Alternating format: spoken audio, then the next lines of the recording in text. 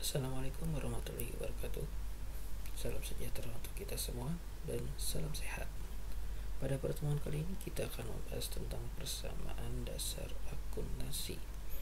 Ya, persamaan dasar akuntansi merupakan logika awal bagi kita untuk memahami tentang akuntansi, dan tentu saja nantinya hasil akhirnya adalah berupa laporan keuangan. Nah, sebenarnya apa dan bagaimana sih persamaan dasar akuntansi itu? Mari kita lihat di slide berikutnya. Pada dasarnya persamaan dasar akuntansi itu adalah menggambarkan hubungan antara aktiva, kewajiban, dan modal. Nah, aktiva muncul di sebelah kiri dari persamaan, sedang kewajiban dan modal itu ada di sebelah kanan dari persamaan. Seperti apa bentuknya? Kita lihat.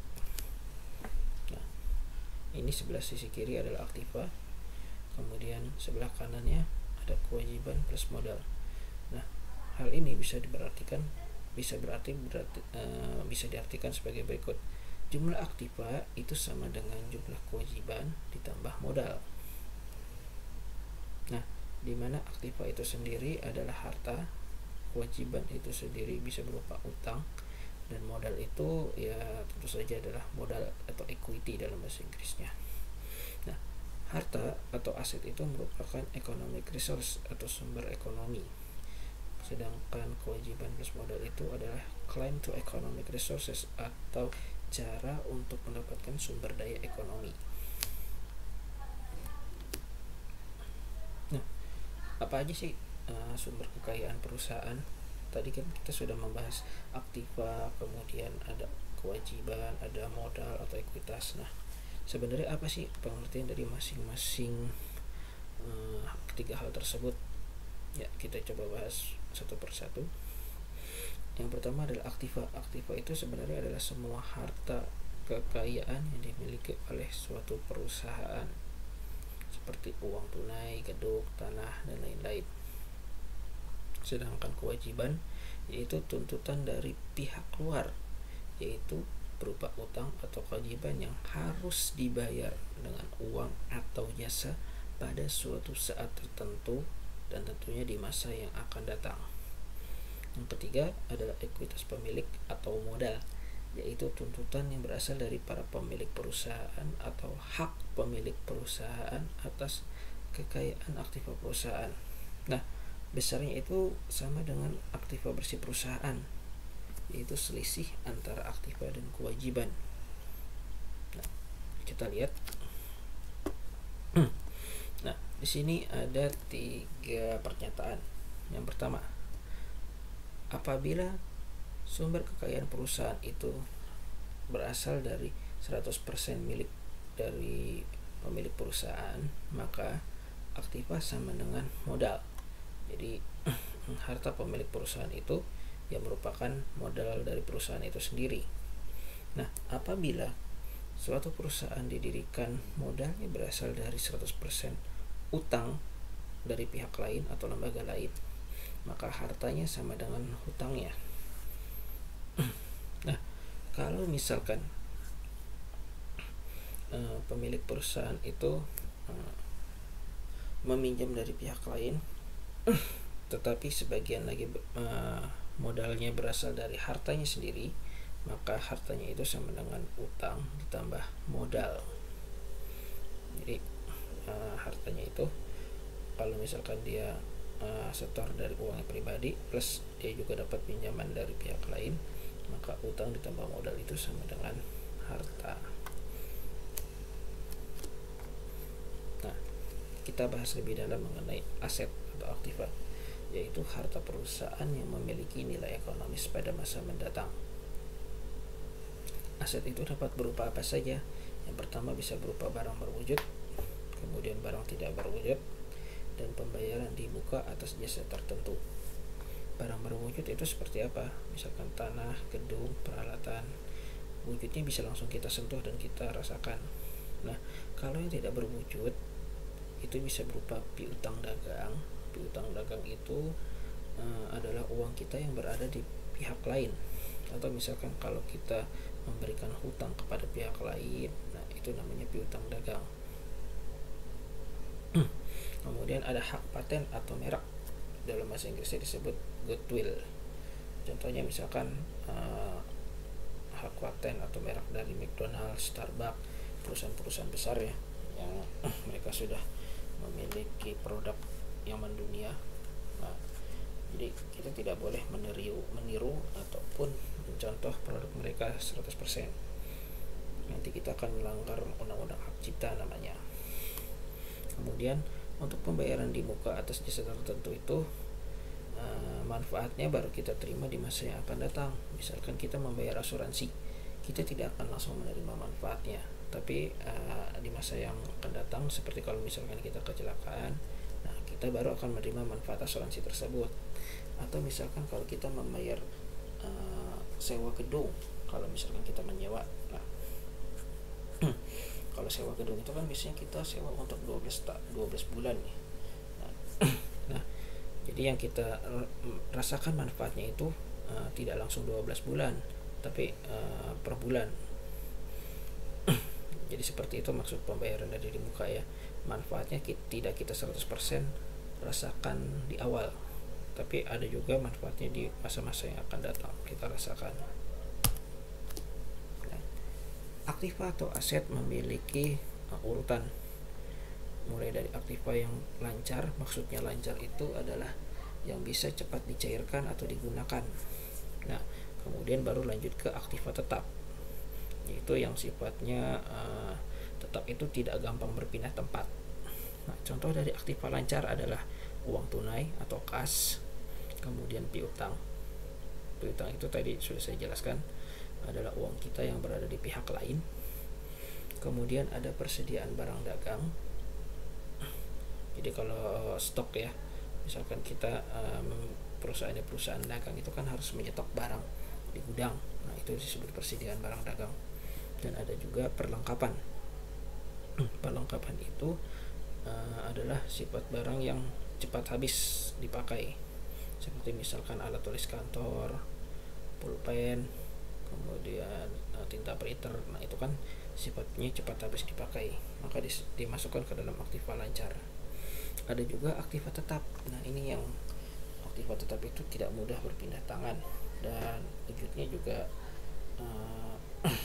juga susah untuk berpindah. Misalkan tanah, gedung, mesin.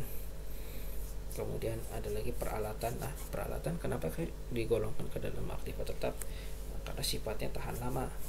Contohnya misalkan peralatan itu adalah meja, kursi. Nah, itu adalah contoh peralatan. Komputer juga bisa termasuk ke peralatan karena sifatnya tahan lama. Kita lanjut. Nah, selanjutnya adalah hutang. Hutang itu merupakan semua kewajiban perusahaan. Hutang itu dapat berupa hutang yang harus dibayar sejumlah uang tertentu oleh perusahaan dengan uang atau jasa di suatu masa. Kemudian ada juga tagihan dari para kreditur. Nah, kreditur itu maksudnya adalah orang atau lembaga yang meminjamkan uang kepada kita. Kalau kita misalkan ini sebagai peminjam, itu disebutnya debitur. Ya, jadi harus ada paham ya istilah antara beda kreditur dan debitur. Kalau kreditur itu berasal dari kata kredit, yang memberikan pinjaman. Kalau debitur itu orang yang meminjam. Nah, utang juga punya klasifikasi tersendiri, yaitu biasanya dibagi menjadi dua. Ada yang jangka pendek, kurang dari 1 tahun. Ada yang jangka panjang. Jangka panjang ini jangka waktunya lebih dari 1 tahun. Kenapa sih harus diklasifikasikan seperti ini? Ya, agar tepat waktu dibayarnya ya. Jadi harus dipisahkan. Kalau yang jangka pendek ya harus dipantau kapan nih dibayarnya. Jangan sampai lewat dari waktunya. Karena kalau kita lewat dari waktunya untuk membayar utang, biasanya kan kita akan kena denda nanti. Kemudian ada modal atau ekuitas, yaitu selisih jumlah aset dikurangi dengan pasifa kewajiban. Nah, pada prinsipnya ekuitas itu adalah kekayaan bersih yang berasal dari investasi pemilik dan juga dari hasil kegiatan usaha perusahaan. Secara matematis, modal itu sama dengan aset dikurang kewajiban, atau modal sama dengan harta dikurang utang. Lanjut. Nah, Selain tiga istilah tersebut, kita juga akan mendengar beberapa istilah lain dalam persamaan dasar akuntansi, seperti misalkan pendapatan. Pendapatan itu jumlah yang diterima atau akan diterima dari pelanggan atas terjadinya transaksi penjualan barang atau jasa. Misalkan sales, nah ini jelas penjualan ya, penjualan misalkan penjualan showroom di mobil, penjualan mobil di showroom atau motor. Jadi ada barang yang kita jual. Kemudian performance of service itu upah atau honor. Jadi kalau misalkan kayak servis motor, servis komputer, nah itu mendapatkan timbal baliknya adalah upah atau honor. Kemudian ada rent atau sewa. Kalau misalkan kita punya gedung yang nganggur kemudian disewakan kepada pihak lain, kita mendapatkan pendapatan yang bernama sewa. Kemudian ada lagi interest, itu bunga bank, bunga simpanan. Ini kita dapatkan kalau misalkan kita menyimpan uang kita di bank atau lembaga keuangan. Lanjut. Nah, sedangkan biaya itu adalah jumlah yang harus dibayar atau akan dibayar kemudian sebagai biaya akibat kegiatan untuk memperoleh pendapatan. Nah, makanya kalau misalkan kita ingin memperoleh pendapatan, maka mau nggak mau harus ada biaya yang dikeluarkan.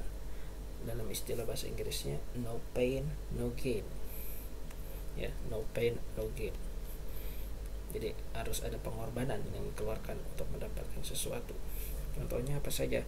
Ada gaji dan upah, ada biaya listrik, air, telepon, kemudian ada supplies use, ada bahan habis pakai seperti ATK, ada juga biaya iklan dan biaya-biaya lainnya. Lanjut.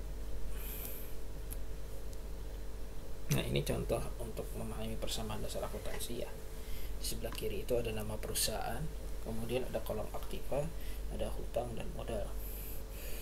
Nah, konsep dasarnya tadi sudah saya jelaskan bahwa modal itu sama dengan harta dikurang hutang.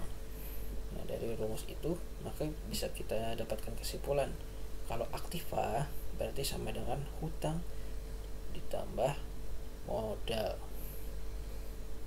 Kemudian kalau mencari hutang gimana? Ya berarti tinggal dikurang lagi saja. Berarti rumusnya adalah aktiva dikurang modal. Nah, sedangkan untuk mencari modal bagaimana? Ya berarti aktiva dikurang hutang. Nah, kita lihat penyelesaiannya ya.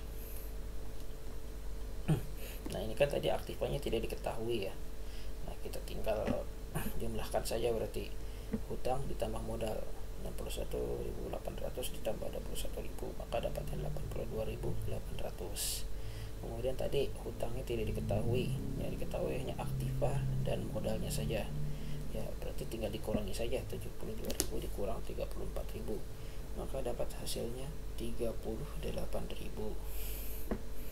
Nah, kemudian untuk yang modalnya tidak diketahui tadi, yang diketahui aktiva dan hutang, ya, maka tinggal dikurangi saja 102.700 dikurangi 79.800 maka dapat 22.900. Nah, kemudian selanjutnya dari persamaan dasar akuntansi tadi maka akan dilanjutkan dengan transaksi bisnis. Nah, apa sih transaksi bisnis itu?